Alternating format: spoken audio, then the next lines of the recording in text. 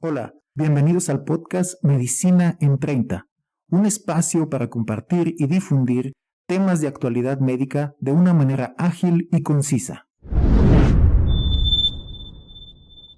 Hola a todos, yo soy el doctor Carlos Escobedo, internista, cardiólogo y maestro en ciencias, y les doy la bienvenida a un episodio más de Medicina en 30, un espacio para discutir y compartir temas de interés médico general para médicos en formación y médicos generales, especialistas.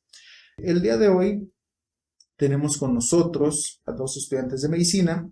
Está conmigo Marcela Güemes y Francisco Maya, estudiantes de la Facultad de Medicina de San Luis Potosí. Y nuestro invitado del día de hoy es el doctor Javier Araujo Meléndez. Él es médico internista con especialidad en infectología, con maestría en investigación clínica. Y bueno, pues es uno de los infectólogos más importantes de aquí de nuestra ciudad, con mucha experiencia en el diagnóstico y el manejo de las enfermedades infecciosas.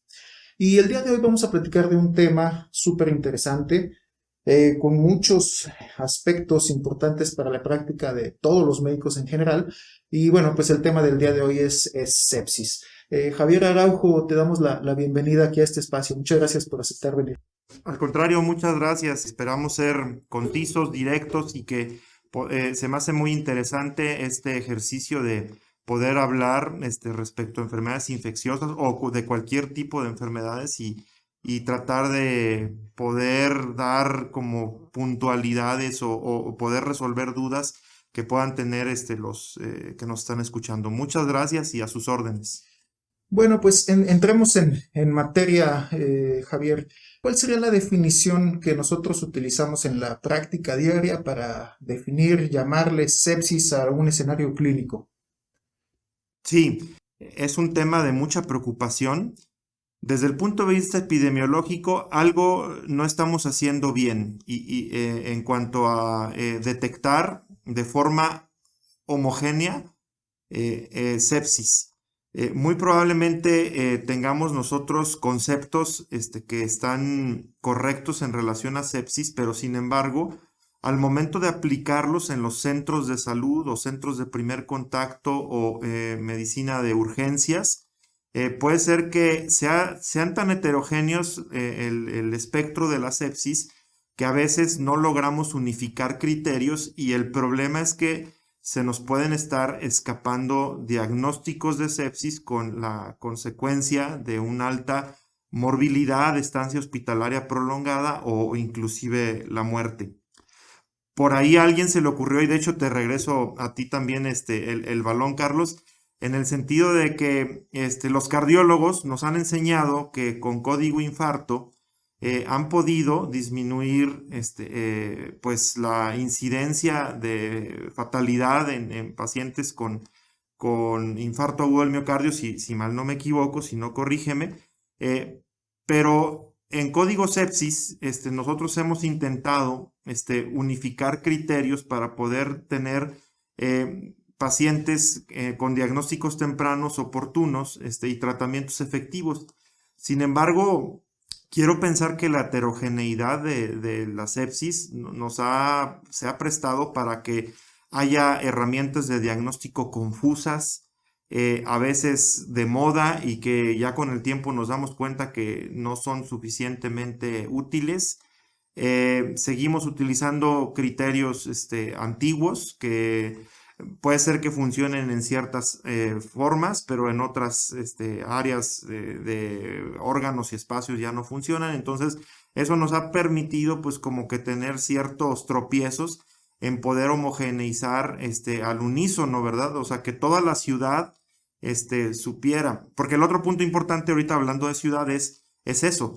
Creo que nos han faltado en la ciudad, en la localidad, en nuestra colonia, involucrar a personas no médicas en que sepan identificar sepsis, que aprendan qué es sepsis para que en algún momento pues se atienda de forma temprana, pero sin embargo es un trabajo de salud pública súper importante. Yo creo que estamos parados en una situación crítica, en el sentido de que hay más sepsis, vemos pacientes más complejos, hay pacientes con mayores factores de riesgo, principalmente la edad, si lo queremos ver así, ¿verdad? Entonces, entre más edad, más riesgo de presentar una enfermedad infecciosa grave, como sepsis, y urge en nuestra localidad. Ni siquiera vamos pensándonos en China o en Estados Unidos, vamos pensando en San Luis Potosí. O sea, sería padrísimo poder tener hacer algún impacto en la sociedad, en la identificación de sepsis en la comunidad y la identificación pronta de sepsis en los servicios de primer contacto y, por supuesto, obviamente, pues en los servicios de urgencias. Muchas gracias, Ever. Me parece que tocas un punto muy, muy importante, que es la heterogeneidad de los conceptos que puedan manejar diferentes médicos, ¿no? Y eso incide en la lentitud de diagnóstico y de respuesta. Digámoslo así, de manera muy objetiva, ¿cómo le transmitirías tú a un estudiante de medicina o a un médico general, a lo mejor que está lejos de una terapia intensiva donde se tiene un poquito más de conciencia, o de una sala de medicina interna en donde somos un poquito más abocados en el diagnóstico? Para un estudiante de medicina o un médico general o un médico que no ve estos pacientes, ¿cómo les transmitirías tú el mensaje de cómo voy a diagnosticar sepsis? Mira, yo creo que los conceptos epidemiológicos siguen siendo vigentes, o sea, la historia clínica que siempre nos han dicho desde siempre nuestros maestros, ¿verdad? Ahora sí que, como decimos, por los siglos de los siglos, la historia clínica nos va a orientar tremendamente hacia dónde vamos, ¿verdad? Es muy típico perderse en ver un paciente, ay, lo veo medio mal, entonces tomar exámenes de laboratorio, inclusive directamente a tomografía. Ay, es que está saturando bajo y a lo mejor en ese momento el paciente está en bacteriemia y es lógico que sature bajo por la vasoconstricción periférica que hay, y pues los sensores van a detectar saturaciones de 88, 89 sin ser reales, por decir algo, o va a haber hipoperfusión y pues va a haber consecuentemente pues una saturación baja. Y hemos visto pacientes que ya solamente por eso se etiquetan como neumonía o inclusive COVID, ¿verdad? Que estamos en la época ahorita en donde le ponen el oxímetro a una persona, usted está saturando 89, es COVID y vas, y entonces empieza toda una serie de una cascada de indicaciones médicas que hacen que nos perdamos y pues el que la lleva perdiendo es el paciente, ¿no? Yo creo que la historia clínica es fundamental y frente a qué paciente estamos parados para contestar, para ir empezando, o sea, agarrando el hilo, ¿no?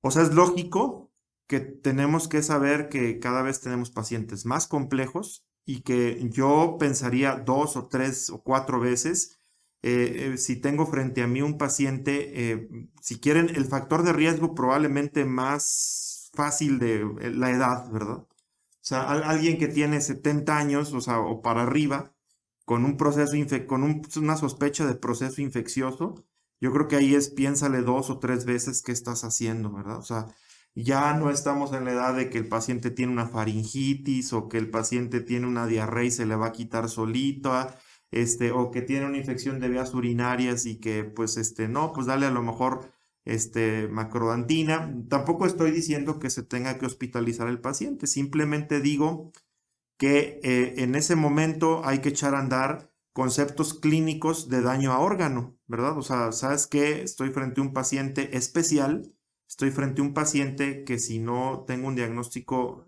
certero, pues se me va a ir. Le copié a los geriatras un término que decía, no, pues no dejas que se te suba el tobogán, ¿verdad? O sea, entonces alcánzalo, o sea, así de que vas, ahí lo vas viendo, mira, ahí va subiendo, si llega, si se avienta el tobogán ya no lo vas a alcanzar y ya no vas a tener paciente. Entonces, yo creo que clínicamente podemos inferir daños a órganos, ¿verdad? O sea, estado mental la hipoperfusión cerebral es uno de los principales órganos que se ve afectado en un paciente con sepsis. Entonces, un paciente obnubilado, un paciente con síndrome confusional agudo, un paciente que entra en delirio, nuevamente es como para pensar 2 o 3 veces si el paciente amerita irse a casa. Podemos tener señales de hipoperfusión tisular si tenemos el antecedente de que el paciente es hipertenso y está con una presión arterial limítrofe, o tensiones arteriales medias debajo de 65, pues dices, híjole, y el paciente su presión basal es 140, 90, 150, 80, o generalmente es hipertenso y ahorita está en 90, 60, pues también dos veces para pensarlo, ¿verdad? Evidentemente, corazones sanos, para nosotros los especialistas en infecciones, pues luego nos vamos al corazón, ¿verdad? Paciente previamente sano, y corazón sano, pues el corazón va a empezar a hacer unas taquicardias importantes que nos dice, ¿sabes qué? El corazón algo te está avisando, que hay algo que no está bien. Y evidentemente pulmones es otro órgano que podemos evaluar en la clínica, en donde si vemos al paciente pues agitado, hay pacientes que refieren es que me siento que me falta el aire, siento que algo no está bien y sin embargo les pones el oxímetro y si te dejas ir porque está saturando 95, 96, le dices, no tiene nada, a lo mejor usted trae algo de ansiedad o se siente nervioso, pues bueno, pero trae 25, 26, 27 de respiraciones por minuto, pues dices, ay caray, abusado, no vaya a ser que se te esté escapando uno de estos pacientes. Entonces, bueno, pues son como criterios clínicos que te hacen decir, ¿sabes qué? Abusado. Y la otra, bueno, pues gravedad. O sea, yo creo que podemos clínicamente checar si el paciente está grave o no con estos signos vitales. Otro punto bien importante, probabilidad de resistencia probabilidad de resistencia microbiana o probabilidad de resistencia a antimicrobianos, más bien dicho, ¿sí? O sea, lamentablemente estamos en la era post-antibióticos, estamos en una edad en donde volvemos a los mayores de edad, pueden ser un factor de riesgo la edad para cierto tipo de resistencia antimicrobiana. El que el paciente nos diga, ya estuve tomando tal antibiótico, es la tercera vez que me pasa esto, en 3 meses he estado hospitalizado tal vez, estuve en terapia intensiva, vengo de un cuadro de COVID. Pues bueno, pues también son las antenitas de vinil se tienen que ahí prender para decir, sabes qué, ten cuidado, puede ser que el paciente tenga un cuadro infeccioso por un microorganismo que puede ser resistente. Otra situación es qué tecnología de diagnóstico puedo tener para poder llegar al diagnóstico preciso, ¿verdad? O sea, es bien importante echar a andar de, ¿sabes qué? Estoy sospechando en una infección de vías urinarias. ¿Qué tan rápido voy a poder tener al alcance? Pues un examen general de orina y un urocultivo, ¿verdad? Estoy sospechando en neumonía. Bueno, pues qué tan fácil, qué tan voy a poder tener una expectoración para un cultivo, y poder llegar a un diagnóstico, ¿verdad? Una enfermedad diarreica aguda, igual, lo mismo, ¿no? O mucho cuidado cuando no encuentras el cuadro, ¿verdad? O sea, dices, uff, espérate, o sea, es que no, ni pulmones, ni abdomen, ni urinario, ni piel y tejidos blandos. Ay, caray, entonces también como para pensarlo 2 o 3 veces antes de mandar al paciente a la casa, ¿verdad? Entonces, pues sería más o menos a lo mejor como lo que ahorita de momento pienso que debemos de estar como haciendo. Yo creo que son cosas clínicas que se pueden hacer en el primer contacto, ¿verdad? Los antecedentes epidemiológicos, probabilidad de resistencia a antibióticos, gravedad del paciente, ¿verdad? Y qué recursos de tecnología diagnóstica puedo utilizar para poder llegar a un diagnóstico. Ok, muchas gracias, Javier. Definitivamente esta cuestión del enfoque clínico me parece que es una de las cosas en las que hemos tal vez fallado. Podemos decir, Javier, que sigue siendo esta cuestión de identificar síndrome de respuesta inflamatoria sistémica más un potencial foco infeccioso como el mensaje general de decirle al médico, si está taquicárdico, taquipnéico, tiene fiebre, y tienes la sospecha, piensa que esto es algo más, ¿no? Sí, el síndrome de respuesta inflamatoria sistémica tiene su historia muy interesante porque lo utilizamos por muchos años para hacer el diagnóstico de sepsis y resultaba ser que respuesta inflamatoria sistémica más sospecha de infección era sepsis, y entonces eso venía a entrar ahí como en una duda, ¿no? Porque podríamos decir, bueno, si es sepsis, es como la manifestación más grave de una infección, entonces necesito hospitalizar al paciente. Suena lógico, ¿no? El problema con esta definición es que abarcaba mucho y apretaba poco, ¿verdad? Que la seguimos utilizando, no estoy tirando la basura. De hecho, en algún momento la dieron por muerta la definición, pero sin embargo sigue siendo una definición vigente. El problema es que en cierta manera se tiene la razón que tú puedes ver, por ejemplo, el ejemplo clásico, una faringitis estreptocócica, y el paciente puede tener leucocitosis, puede tener polipnea, puede inclusive pues, tener algunos datos de hipoperfusión leves, obviamente, y ya con que cumpla 2 criterios, pues tendrías que etiquetarlo como sepsis. Pero luego ahí nos decía, no, es que hay sepsis como sepsis y sepsis grave, como si fuera sepsis de Almentis y sepsis de Aldevis, ¿no? Entonces, ahí nos confundía más, ¿no? O sea, bueno, a ver, espérate, es que sepsis que no es algo grave, sí, entonces, pero me está diciendo que además de grave hay una más grave. Entonces, eso se prestaba para confusión. Fue por eso que luego se cambian las definiciones y actualmente la que tenemos más vigente es sin dejar de utilizar la respuesta inflamatoria sistémica, quiero hacer énfasis, sigue funcionando para poder detectar pacientes con sospecha de sepsis, pero la definición actual, más querida, por así decirlo, es pues paciente que tiene daño a algún órgano, o sea, hay evidencia de daño orgánico asociado a un proceso infeccioso, ¿sí? O sea, el que tú detectes que el paciente tiene datos de hipoperfusión tisular o daño endotelial medido por hipotensión, ¿verdad? O haya datos de deterioro neurológico, ¿sí? Haya datos de alteración hepática, haya datos de lesión renal, pues más, y que eso esté asociado a infección con al menos un daño a un órgano, puedes tú decir el paciente está en sepsis. Y ahí sí, evidentemente, este paciente necesita ser hospitalizado porque pues su vida puede depender de un hilo si no se hacen lo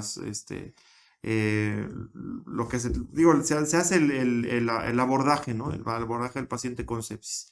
Sin embargo, desde el punto de vista clínico, en primer contacto, escalas como síndrome de respuesta inflamatoria sistémica pueden ser válidas, pueden ser vigentes. Escalas como las Quick-SOFA, ¿verdad? En dado caso que tengas acceso a algunos exámenes de laboratorio en el primer contacto en servicios de urgencias, puedes hacer otras escalas, que es una escala que se llama NEWS, MUSE, otra que se llama el SOFA completo, ¿verdad? Como para poder etiquetar mejor a tu paciente, ¿verdad? Clasificarlo más bien es el término. Pero yo creo que lo clínico sigue siendo válido. Yo creo que pensaría 2-3 veces si tengo un paciente con respuesta inflamatoria sistémica en mi consultorio. Tendría que plantear en dónde estoy parado, quién es mi paciente, para poder tomar la decisión. Claro, sí, muchas gracias, Javier. Creo que ese es uno de los puntos más importantes del mensaje del diagnóstico y de establecer el diagnóstico de sepsis, ¿no? Porque podemos irnos hacia ambos extremos, ¿no? Sobre diagnosticar o infradiagnosticar, pero me parece que es más deleterio para el paciente infradiagnosticar, ¿no? Entonces, Correcto. A lo mejor sí tener un poquito más de alerta entre esos signos y identificarlo, ¿no? Y como mencionas, no es lo mismo un paciente que tiene respuesta inflamatoria sistémica a el que ya tiene choque séptico o datos de que está avanzando hacia falla orgánica múltiple, disfunción de varios órganos, y más aún con este agravante que has mencionado, que es la edad, ¿no? Y otras posibles comorbilidades. Marcela, no sé si tú quieres hacernos alguna pregunta específica de las preguntas que tenemos ahí de los estudiantes. Claro que sí, doctor, muchas gracias.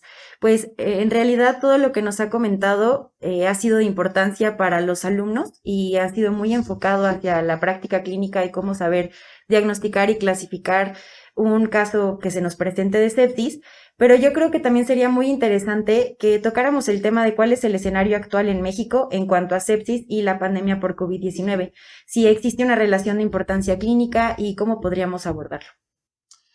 Ya, o sea, pues sí, el paciente con COVID que hace una hiperrespuesta inflamatoria, digo, pues obviamente mimetiza al paciente con sepsis, ¿verdad? O sea, es una mimesis, ¿verdad? O sea, sí hay evidente falla orgánica y también puede haber criterios de respuesta bioquímica.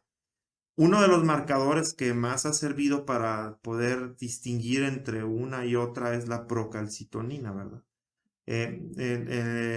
Ya en estudios de investigadores y también en experiencia propia, ya hemos vivido que el paciente con COVID en una fase de respuesta hiperinflamatoria, pues hace elevación de todos los reactantes de fase aguda que conocemos, pero afortunadamente la procalcitonina puede ser un marcador de dirigir la balanza hacia más que no es sepsis, hablando de un proceso infeccioso, piógeno, ¿verdad? O por levaduras, ¿verdad? O por hongos. Y más bien se trate de una respuesta inflamatoria del huésped, ¿no? Esa pregunta de, bueno, ¿y qué tanto el paciente con COVID grave o COVID en terapia intensiva, cuántos pacientes evolucionan a un proceso infeccioso o derivan a sepsis? Fíjate que sí existe, afortunadamente, en las primeras etapas del proceso infeccioso, o sea, hablando, digamos, las primeras 3 semanas en donde viene la fase de infección, viene la fase inflamatoria y luego viene la fase hiperinflamatoria. Y si lo podemos así como desmenuzar, son un periodo de 3 semanas, pues siempre estuvo la duda de la sobreinfección bacteriana, siempre ha estado la duda de, bueno, qué tantos pacientes llegan a infectarse, por ejemplo, con neumonía, por Streptococcus pneumoniae o por Staphylococcus aureus, que era el temor en un principio de la pandemia, porque eso ya lo vivimos con influenza, ¿no? Influenza sí suele liberar biopelícula de portadores nasales de Staphylococcus aureus o de Streptococcus pneumoniae, y si hay una asociación muy directa entre neumonía por influenza y sobreinfección, ¿verdad? Entre si mal no recuerdo ahorita, no llega al 30%, pero sí a lo mejor un 10-15% de los pacientes con neumonía por influenza pueden desarrollar posteriormente neumonía por Streptococcus pneumoniae o por Staphylococcus aureus. En COVID pasó lo mismo y de hecho al principio pues, se justificó ante la duda pues la cobertura con antimicrobianos. Sin embargo, el tiempo puso en su lugar a los antimicrobianos afortunadamente. Y fíjate que realmente en el periodo ese de 3 semanas, el periodo viral, inflamatorio e hiperinflamatorio, afortunadamente la sobreinfección yo creo que no llega ni al 10%, ¿verdad? O sea, realmente afortunadamente ha sido baja, al grado de que no está justificado por la mayoría de las asociaciones o sociedades mundiales de enfermedades infecciosas o de medicina crítica. No está justificado la cobertura antimicrobiana en estas fases, porque en realidad ha sido poco, ¿sí? Ya otro boleto es el paciente que ya salta a esta etapa hiperinflamatoria y que a lo mejor el paciente lamentablemente si sigue estando en una fase de enfermo crítico, pues ya entra en una fase en donde pues son pacientes con ventilación mecánica prolongada, son pacientes con traqueostomía, algunas veces hasta gastrostomía, son pacientes que ya entran en un punto en donde es el enfermo crítico crónico. Y ya el enfermo crítico crónico, pues sí, lamentablemente ahí ya entran en juego enfermedades infecciosas nosocomiales, ¿verdad? Y como cualquier otro paciente que lleva estancia hospitalaria prolongada, pues sí, evidentemente neumonías asociadas a ventilación mecánica, bacteriemias asociadas a catéter, infecciones de vías urinarias asociadas a sondas urinarias, pues van a estar a la orden del día, ¿no? Pero en el periodo de 3 semanas, afortunadamente asociación sepsis-COVID, yo diría, afortunadamente, no. Parece ser que lo que nos está dando este virus es pura actividad inflamatoria, asociada a la respuesta hacia el virus del mismo sistema inmunológico y hasta ahí. Sí. Muchas gracias, doctor.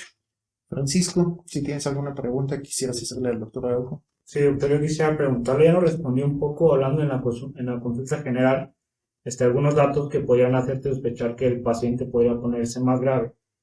Pero hay algunas patologías claves que tú podrías sospechar que es más probable que lleguen a sepsis, llámese a lo mejor un descontrol glucémico o alguna otra enfermedad metabólica. Ya. No, sí, sí, se me hace muy interesante esa pregunta. Mira, digámoslo así, que si lo tuviéramos que ver como qué patologías son las que están en nuestro medio, que vemos más asociados a desarrollo de sepsis, yo creo que, sin temor a equivocarme, infección de vías urinarias es de las que más vemos asociadas a desarrollo de sepsis. Y es que ahí hay un fenómeno que yo creo que ahí el fenómeno yo creo que más interesante es la resistencia bacteriana, ¿sí? Lamentablemente hay sospechas de que en la comunidad circulen enteropatógenos, especialmente Escherichia coli, con resistencia a antibióticos que antes eran de primera línea, ¿no? Trimethoprim sulfamethoxazol, por ejemplo, o algunas veces cefalosporinas de primera generación o de segunda generación, o inclusive la que más nos preocupa pues es resistencia a quinolonas o cefalosporinas de tercera generación. Entonces, sí, infecciones de vías urinarias en pacientes susceptibles, susceptible me refiero a, ya hay, inclusive ya hay escalas, que nos predicen si el paciente puede tener riesgo de una infección de vías urinarias por un microbio multidrogo resistente. Ahorita la que se me viene a la mente hay una escala de un autor que se apellida Tumbarello, creo que es italiano. Entonces, en donde ellos pues te dan puntajes y te dicen, ¿sabes qué? Es un paciente mayor de 70 años, según recuerdo, puede ser 65, 70 años. Si no les pido que lo revisen y me corrijan, pero 65 o 70 años, es un paciente con cáncer, es un paciente que ha tenido uso de antibióticos previos los últimos 90 días, es un paciente que vive en condiciones de hacinamiento, por ejemplo, háblense estos lugares en donde son como tipo asilos o lugares en donde el paciente puede tener contacto con otras personas, ¿verdad? O como tal el paciente ha tenido antecedentes de tener una infección urinaria por un microbio multidrogo resistente. Digo, le vas sumando puntos y vas diciendo, ¿sabes qué? O sea, el paciente tiene un riesgo alto de tener un microbio multidrogo resistente. En esos son los que yo diría, sí tengan mucho cuidado. Y les digo, sobre todo vemos prostatitis, vemos pielonefritis, que son las que yo creo que por mucho están más asociados. En segundo lugar, yo creo que tendría que decir neumonía en la comunidad. Yo creo que en segundo lugar, neumonía, son de las que pueden ser a veces difíciles de diagnosticar, ¿verdad? A veces son pacientes inmunosuprimidos que no dan toda la sintomatología clave, ¿verdad? Y que se necesita también pues índice de sospecha, pero sería en segundo lugar. Y en tercer lugar probablemente pues sí la vía digestiva, ¿verdad? O sea, sí sería a lo mejor el tercer lugar. Piel y tejidos blandos sí llegamos a ver, bacteriemias, pues sí, sin embargo bacteriemias pues más bien generalmente las vemos asociadas a una infección de vías urinarias o asociado a una neumonía, ¿verdad? Y obviamente, pues si es un paciente con hemodiálisis, pues siempre va a estar la bacteriemia como un punto importante a diagnosticar si es que no se le encuentra un sitio infeccioso en otro lado. O sea, alguien con fiebre, sin causa aparente, datos de respuesta inflamatoria sistémica, pues no, pues se acabó, o sea, y tiene catéter, o sea, hasta no demostrar lo contrario puede traer una bacteriemia. Sí. Claro. Sí, me gustaría transmitir un mensaje para los alumnos, los médicos en general que nos estén escuchando, sobre 3 ventanas que tenemos de clínicas de evaluar perfusión a órganos y que en sepsis son muy importantes. 1, el estado neurológico; 2, la piel del paciente; y 3, la uresis, que son 3 puntos muy importantes para identificar que un paciente está teniendo una adecuada perfusión, ¿no? Hace algunos años, Javier, nos enfocábamos mucho en la hidratación pronta y expedita del paciente que llegaba con sepsis o hipotenso, e inclusive algunos parámetros que teníamos que cumplir de PVC, presión arterial media, uso o no de inotrópicos. ¿Te parece que esto sigue siendo válido, útil de transmitir al médico en general? O sea, tener en mente estas medidas de hidratación, vasopresores y todo esto de manera temprana. Sí, o sea, dentro del paquete de medidas, Surviving Sepsis Campaign, es una campaña de varias organizaciones internacionales en donde ellos, anualmente tienen reuniones en donde identifican cuáles son las principales metas a cumplir en el paciente con sepsis y nos las transmiten a nosotros los clínicos.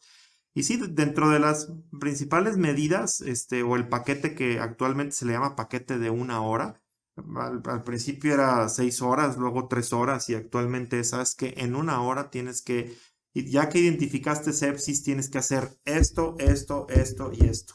Y dentro de ellas, evidentemente, está el uso de cristaloides, pero también el uso de vasopresores, porque digo, los que vemos clínica lo hemos vivido, ¿no? O sea, a veces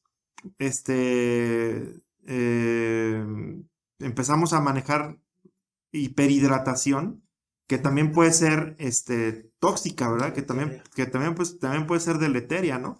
O como dijeran nuestros amigos chilangos, ya le cayó el Aquaman, ¿verdad? Entonces, sí, o sea, los pacientes por querer normalizarles la perfusión, por querer normalizarles la presión arterial, por no bajarlos a terapia intensiva, porque hasta hemos visto, bueno, para no bajarlo a terapia intensiva porque le va a salir más caro, que lo pongan en aminas y todo, pues el paciente pues termina encharcado, ¿verdad? Termina con edema, termina con derrame pleural, termina con un desacondicionamiento físico que de por sí por la sepsis lo va a tener. Y ahora además con 4, 5, 6 kilos de más de puro suero, pues entonces ahí es donde entra, ¿sabes? Que sí, o sea, sí es importante el manejo hídrico, pero, o sea, también es importante el vasopresor si no alcanzas al paciente con los signos que tú ya mencionaste de buena perfusión tisular, ¿verdad? Si en 1 hora no mejoró la perfusión tisular, pues es necesario ponerle aminas, ¿verdad? Ya no es necesario ponerle más líquidos, te vas directamente a las aminas. El uso de antibiótico también temprano, pues y previo al uso de antibióticos, los cultivos, ¿verdad? Claro. Pues muchísimas gracias, Javier. Muchas gracias. Estamos en tiempo de nuestra charla. Te agradezco mucho todos los mensajes que nos has compartido. Y bueno, me gustaría terminar con un mensaje que tú quisieras brindarle a los estudiantes, a la gente que nos está escuchando. Digo, también no todos son estudiantes. ¿Algún mensaje en cuanto a sepsis? Sí, o sea, tema tremendamente importante, problema de salud pública. Nuestra misión como médicos es conocerla, identificarla y otra misión bien importante, transmitir el conocimiento a la comunidad. La comunidad necesita saber qué es sepsis, porque muchos de estos pacientes están llegando demasiado tarde. Como último, hay un artículo muy interesante de salud pública, es 600 pacientes en el Reino Unido con sepsis. Bueno, no recuerdo Reino Unido o Canadá, 600 pacientes que llegan con sepsis, 600 admisiones a urgencias, la mitad son por sepsis, 300 son por sepsis. De esas 300 por sepsis, 100 viven, 200 mueren, ¿verdad? Entonces, y de esas 200, la percepción de los investigadores fue al menos un 30% de esas pudieron haber sido prevenibles, ¿verdad? O sea, entonces, no estamos diciendo que vamos a salvar a todos, pero probablemente poniéndonos las pilas, bajita la mano, un 20-30% de impacto en mortalidad lo podemos lograr. Excelente Ujú. mensaje, Javier. Y bueno, ya por último, una última petición más. ¿Algún mensaje, esto sí directamente para los estudiantes de medicina, ante la situación actual de la práctica médica, la complejidad de estos temas? ¿Algún mensaje en general para su formación? Tú eres un médico clínico, muy académico. ¿Qué mensaje en general les transmitirías a los estudiantes de medicina en la actualidad? Híjole, pues está bien, estamos viviendo épocas muy difíciles, desde el punto de vista académico. La pandemia nos vino a simbrar en muchos aspectos.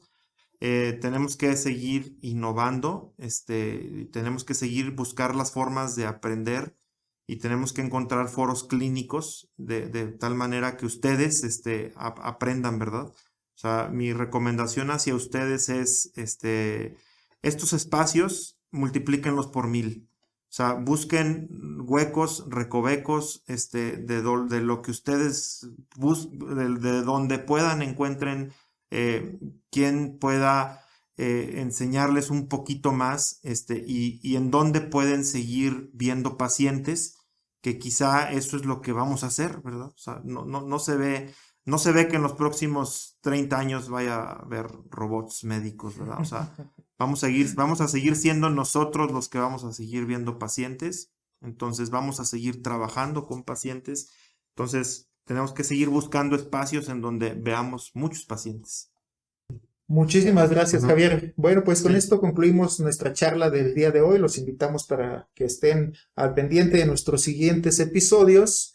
Muchísimas gracias por su atención.